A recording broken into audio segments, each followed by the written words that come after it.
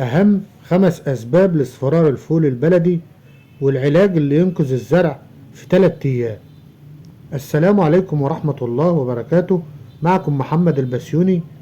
الفول البلدي في الشتاء حساس جدا، وأكتر مشكلة بتقابل أي حد هي اصفرار الفول.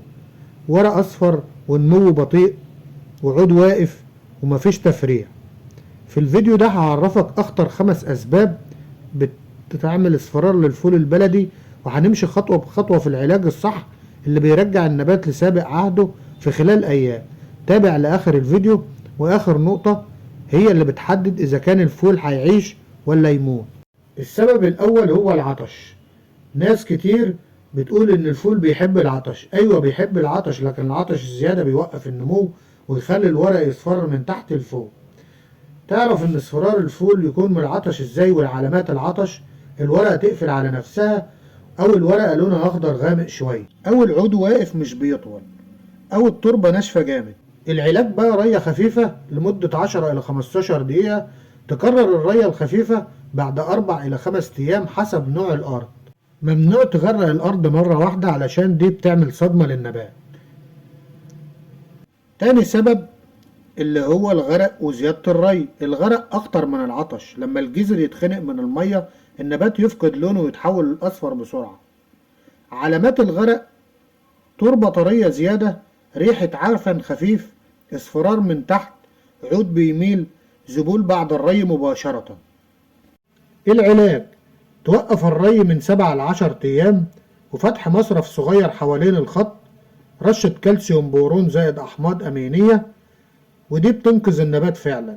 في الأراضي الرملية اختصر زمن الري إلى النص. السبب الثالث رش مبيدات وحشائش بدري.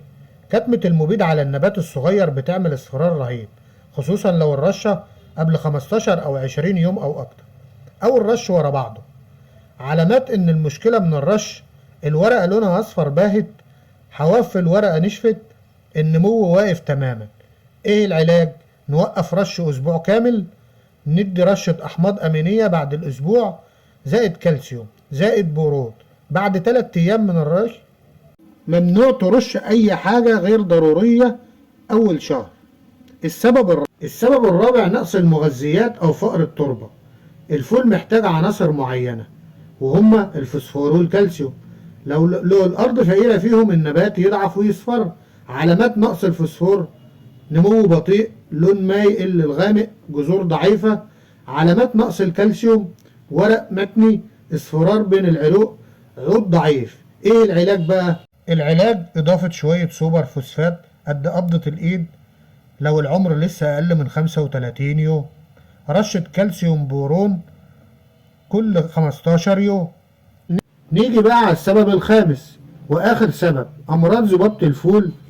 وفي أمراض فطرية زي الصدى وأعفان الجذور وتبقعات الأوراق، وفي حشرات زي المن ودودة الأرض، والذبابة تعمل اصفرار شديد. علامات الأمراض دي إيه؟ تبقعات بنية أو سودة على النبات، اصفرار في قمة النبات، ورق يقع. العلاج: لو في حشرات وفي تبقعات هنرش منكوزيب أو كلوروتالونين. مهم جدا ممنوع ترشه والمكان عطشان أو الجو بارد. الخلاصة والعلاج الشامل: لو الفول عندك مصفر ومش عارف السبب، أول حاجة رية خفيفة 10 إلى 15 دقيقة. تاني حاجة بعد يومين رشة كالسيوم بورون.